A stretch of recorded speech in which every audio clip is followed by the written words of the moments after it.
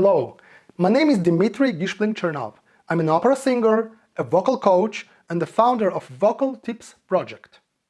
I would like to tell you a few words about my teaching method. My teaching method, developed together with my own stage experience in different roles in different productions, and with my study in Moscow, Italy, and the United States with some of the greatest opera singers in the world. I believe in a complex method of teaching. There is a theoretical part and a practical part, and they always should work together.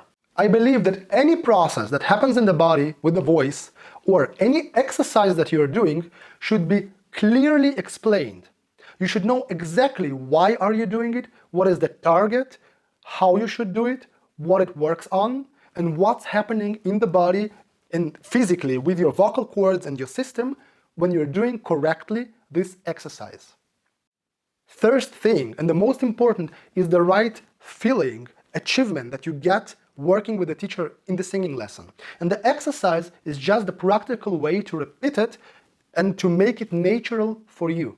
Which means that something you did before is changing now and you are going to do it correctly. It works always step by step. It's impossible to jump over. One thing about different styles, although opera, jazz and pop, for example, sound so different, but the thing is that the basics of the vocal technique, of the healthy usage of the voice, of the instrument, are basically the same in all of them, up to a certain point. I always illustrate it this way to my students. Pop singing is like athletics, aerobics. It's important to do it correct, but it's quite light, and you have a lot of different possibilities to play with it. Musical is more like gym. It's basically the same, but more weight, and you have to be a bit more precise with what you do. Opera is a bodybuilding.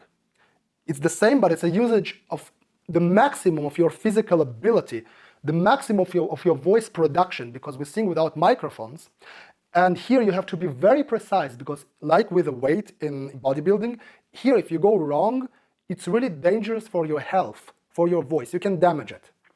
So based on that, you can understand that a classical, operatic, classical voice training basics are good for everybody, because that gives you really the strongest understanding of your instrument. If you can do this, you can develop yourself in any style of singing that you want. Any kind of singing, from opera through musical, jazz, pop, is about coordination. A complicated coordination of different organs in the body. Breath, vocal cords, mimics, tongue, and a lot of other stuff controlled by the brain. Now, most of these things should work basically automatically on an autopilot, synchronized by the brain based on your exercises, and that's actually a good vocal technique. So, on the stage, when you are nervous and when everything is happening around, doesn't matter what kind of room you sing in, a big, a small, or what kind of audience, you should be busy with doing music. While the vocal technique, all the synchronized automatization I was talking before, should strongly work for you, support you, and make you do the music that you want to do. Now, to build a strong vocal technique is like building a building. And for a strong building with many floors, you need to have a very strong foundation. And the foundation is universal for everybody. You have to know how to breathe correctly, and it should be automatic.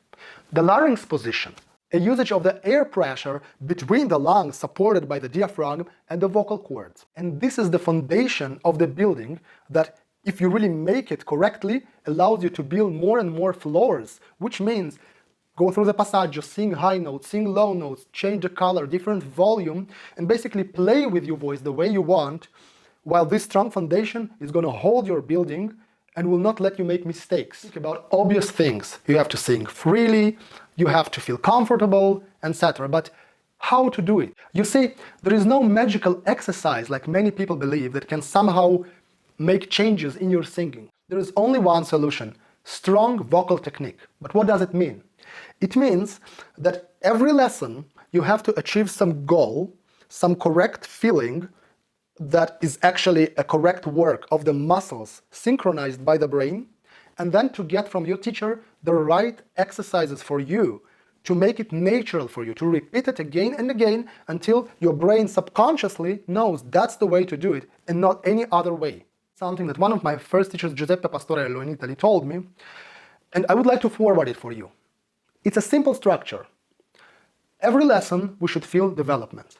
But generally speaking, even if we have a crisis, something is wrong with the voice or psychologically, but if you have 3 lessons in a row with your teacher, including myself, and you don't feel like you're going forward, that you're better than you were before, you don't feel that you really can do and understand things that you could not do 3 lessons ago, this is the wrong teacher for you and you waste your time and money. Unlike any other musical instrument, and your voice is a musical instrument, we cannot really see what's going on technically, because it's all happening inside the body. So I see the process with my student a bit like the process with a doctor and a patient. I have to use my ear, my feeling, my eyes, my knowledge, intuition, and my empathy and patience to feel and to read what's going on inside the instrument. I think it's a very big responsibility because, like a doctor, you have to identify the problem and to prescribe the right medicament, in our case exercise and a process, to solve this problem. And many times, like with medicaments, when you solve one problem, you get a side effect of this problem, and then you have to solve the side effect, which gives you another side effect and takes you forward. And this is the core of the learning process. For example, one student tends to sing very much in the back, and when he goes high, to take the voice back. I will give him exercises to give the voice more brilliance, more metal, so the voice can really resonate and pass the orchestra. But this process can lead, for example, with somebody, to a side effect, that the throat will get a bit smaller, he will lose a bit of the space, and he will start singing too thin. Now, when we achieved the brightness, we would need to give him an exercise against this side effect to open him a little bit more. So we still keep the brightness and keep the metal and the resonance, but on the same time, we're opening the space and giving the voice its color and its depth. Any good technique is based on this balance between black and white, top and bottom, wide and narrow, until we get the really crystal clear ideal instrument which is flexible, strong, reliable, which has stamina, and at the same time uses the maximum of the potential of the voice of the student, of the singer.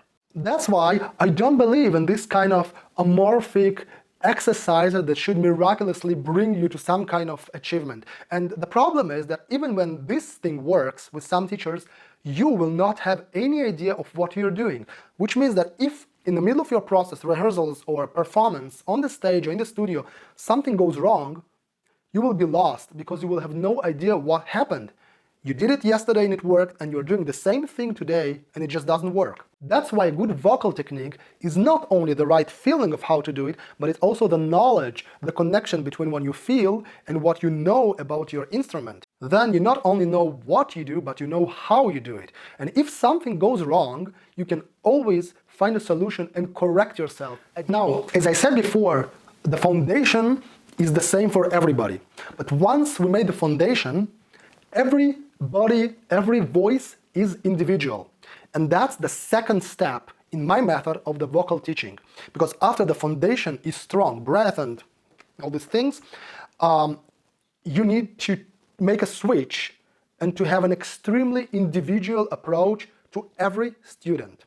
What is good and great for somebody can be absolutely disaster for somebody else. And here we're back to the same process as the doctor who should identify the problem.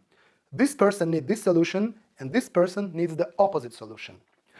I started teaching when I myself was still a student.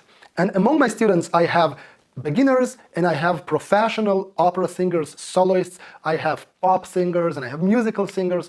And for me, this process is really creative. I really like it because with each one of my students, I have a process. We go forward, we develop something, and together with a very big responsibility, I feel, I love the moments when somebody who struggled so much yesterday and really could not solve his problems suddenly can just sing whatever he wants, what suits his voice, of course, the way he wants. And this is an amazing feeling. This is a great joy for both of us. Thanks for watching this video. Please subscribe to my channel, Tenor Dmitry, and you are welcome to check out there all my vocal tips videos. Each video is an explanation of a problem, an issue, or an achievement in singing, and I explain the theory of it, how to do it, the way to do it, and always a live singing demonstration, how it really works and sounds. If you have any question, you're welcome to write in the comments, you're welcome to write me in private, you're welcome to check out my website. I live in Berlin, Germany, but I sing and teach internationally. So I'm looking forward to hear from you. Good luck. Ciao.